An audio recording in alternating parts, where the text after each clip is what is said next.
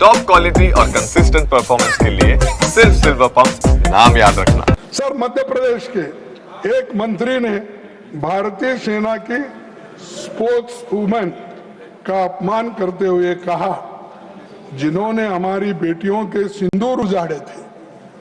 बोलो साहब, क्योंकि आप बहुत बात कर रहे, पैसे की बात कर रहे शायद बजट तो, लेकिन मेरा भी एक थोड़ा सुने तो अच्छा होगा। नहीं, दो कान तो नहीं हो सकते, एक ही तरफ से हो तो दो ही भी, एक तो मेरे लिए, एक उनके लिए। सर, जिन्होंने हमारी बेटियों के सिंदूर उजाड़े थे, उन कटपिटे लोगों को हमने उसी की बहन भेजकर ही उनकी ऐसी की तैसी की। ये मंत्री है, कंत्री है, मुझे मालूम है, उसका तो यहाँ पर उसको तो कंडम करना चाहिए। ऐसे आदमी, ये पहला भी मैंने उदाहरण बताया, दूसरा उदाहरण भी ये है। तो ये चीजें आपके पीछे होते हैं, तो जब तक आप अपने लोगों को काबू में नहीं रखते, कंट्रोल नहीं करते, वैसा रिएक्शन दूसरे की तरफ भी आता है। और दूसरे के तरफ से अगर ऐसा रिएक्शन कोई आया तो आप क्या कहते हैं? देशद्रोही। देशभक्ति नहीं इनमें, सिर्फ देशभक्ति का गुत्ता, ये गुत्ता तुमने ही लिया, पूरा कॉन्ट्रैक्ट लिया तुमने, बाकी के पास, किसी के पास खून नहीं। खैर, मेरे खून बहता है, लेकिन अंदर सिंदूर डाले तो खराब हो जाता, नहीं मुश्किल होता ना। तो सिंदूर तो सौभाग्य बचाने माँ इसे करते हैं। तो ये जहां जो कुछ बोलना आता है उसको जोड़ के बोलते जाते हैं। सर, उन कटे पिटे लोगों को हमने उनकी बहन भेजकर ही उनकी ऐसी तैसी की।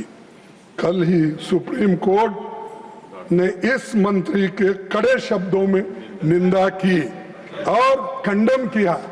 क्या लड्डा साहब, आप इसको बाहर निकालेंगे?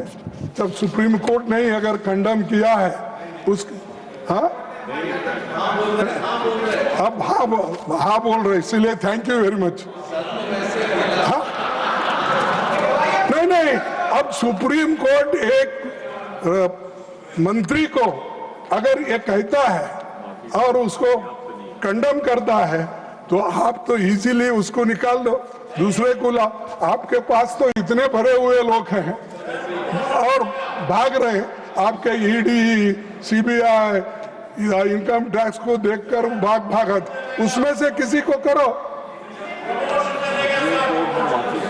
सर, शहीद आर्मी मेजर विनय नरवाल की विधवा को भी सोशल मीडिया पर ट्रोल किया गया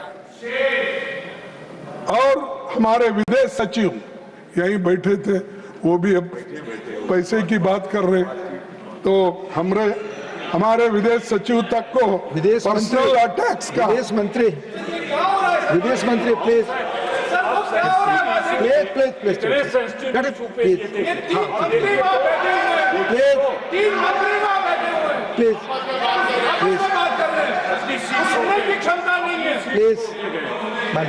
सर, प्लीज, हमारे विदेश सचिव तक को पर्सनल अटैक्स का निशाना बनाया गया।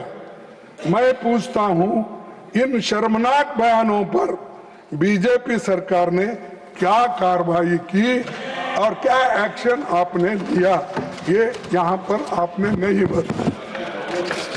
देशभक्ति पर बड़ी बड़ी बातें करने में मोदी जी का कोई जोड़ नहीं है, कोई मुकाबला नहीं कर सकता। तो इतना बड़े बड़े बातें वो करते हैं। मंत्री बैठ के क्या कर रहे हैं सर? आप बैठ जाए, आप बैठ के शांति हो जाएगी। जयराम जी, आप बैठे, आप बैठे और शांति हमको सुन रहे हैं। प्लीज सर, आप सदन डिस्टर्ब कर रहे हैं, प्लीज।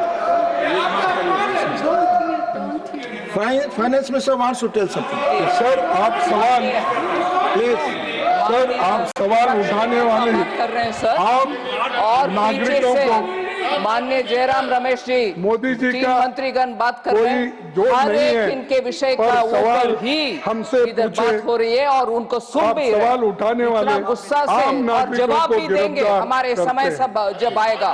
पीछे से लेकिन इतना गुस्से का आवश्यकता इनके नहीं है। अपनी पार्टी के लोग शहीदों का, सेना का अपमान करते हैं, लेकिन जब इनके अपनी पार्टी के लोग शहीदों का, सेना का अपमान करते हैं तो मोदी जी चुप क्यों बैठे हैं, चुप्पी क्यों साधे हैं?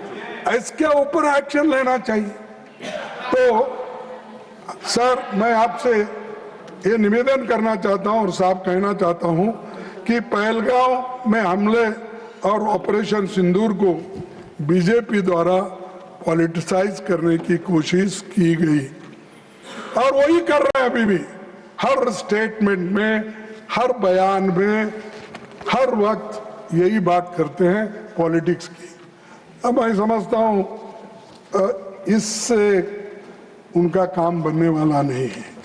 देश के लिए हमको लड़ना पड़ता है, सब मिलके काम करना पड़ता है, लेकिन आज हम देखते हैं कि किसी को दोष देके वो खुद अपने आप को बचाने ला चाहते हैं।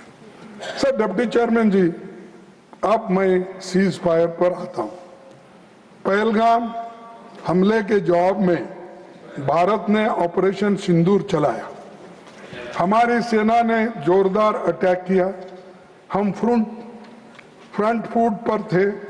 पाकिस्तान ने घुटने टेक दिए थे, हमारे सामने गिड़गिड़ा रहा था, ऐसा आपका कहना है। अब नहीं, अरे मैं था क्या, उनके पास है सब फाइल, वो सब करते हैं, तो आपको क्यों चिंता है भाई?